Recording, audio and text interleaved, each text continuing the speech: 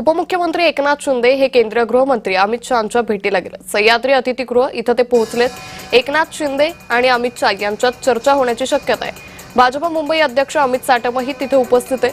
सह्याद्रीवर अमित साटमही केंद्रीय गृहमंत्री अमित शहांची भेट घेणार असल्याची माहिती आहे। त्यामुळे केंद्रीय गृहमंत्री अमित शहा हे मुंबई दौऱ्यावर आहेत। 2 दिवसीय त्यांचा हा मुंबई दौरा आहे। यातच एकनाथ शिंदे हे अमित शहा यांच्या भेटीला पोहोचलेले। सह्याद्री अतिथीगृहावर उपमुख्यमंत्री एकनाथ शिंदे पोहोचल्याची माहिती आहे। त्याचबरोबर भाजपचे मुंबई अध्यक्ष अमित साटमही यावेळी सह्याद्री अतिथीगृहावर पोहोचल्याची माहिती आहे। तेही केंद्रीय गृहमंत्री अमित शहा यांची भेट घेणार आहेत।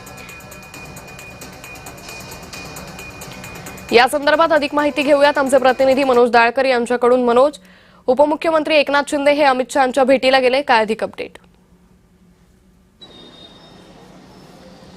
नक्कीच अंकिता, आपण बघितलं तर केंद्रीय गृहमंत्री अमित शहा हे 2 दिवस मुंबईच्या दौऱ्यावरती आहेत आणि काल रात्री केंद्रीय गृहमंत्री अमित शहा यांचं मुंबईमध्ये आगमन झालं आणि त्यानंतर ते सह्याद्री अतिथीगृह या ठिकाणी वास्तव्यास आहे। आणि आपण बघितलं आज मुंबईमध्ये अमित शहा यांचे 2 कार्यक्रम हे आहेत आणि या दोन्ही कार्यक्रमांना आपण बघितलं केंद्रीय गृहमंत्री अमित शहा हे उपस्थित राहणार आहेत। आणि यासाठी केंद्रीय गृहमंत्री अमित शहा हे 11:15 वाजता सह्याद्री अतिथीगृहावरून फोर्ट या ठिकाणी निघणार आहेत कार्यक्रमासाठी। पण त्या अगोदर आपण बघितलं आता उपमुख्यमंत्री एकनाथ शिंदे हे सह्याद्री अतिथीगृहावरती दाखल झालेले आहेत आणि त्यांच्या पाठोपाठ मुंबई अध्यक्ष अमित साटम हे देखील या ठिकाणी सह्याद्री अतिथीगृहावरती दाखल झालेले आहेत। आणि थोड्याच काही वेळामध्ये मुख्यमंत्री देवेंद्र फडणवीस हे देखील केंद्रीय गृहमंत्री अमित शहा यांच्या भेटीसाठी सह्याद्री अतिथीगृहावरती जाणार आहेत। पण आपण या ठिकाणी बघितलं एकनाथ शिंदे हे आत्ताच काही वेळापूर्वी सह्याद्री अतिथीगृहावरती दाखल झाले असून ते अमित शहांची भेट घेणार आणि या भेटीमध्ये या दोघांमध्ये काय चर्चा होते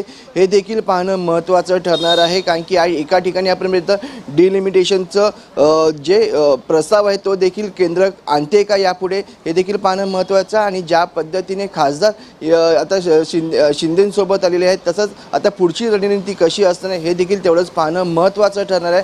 आणि झेंझींचा मोठा प्रश्न आहे, त्यासाठी देखील या दोघांमध्ये चर्चा होण्याची शक्यता आहे। निश्चित मनोज, या संदर्भात अपडेट आम्ही तुमच्याकडून घेत राहू। तुर्तास धन्यवाद आपण दिलेल्या सविस्तर माहितीसाठी।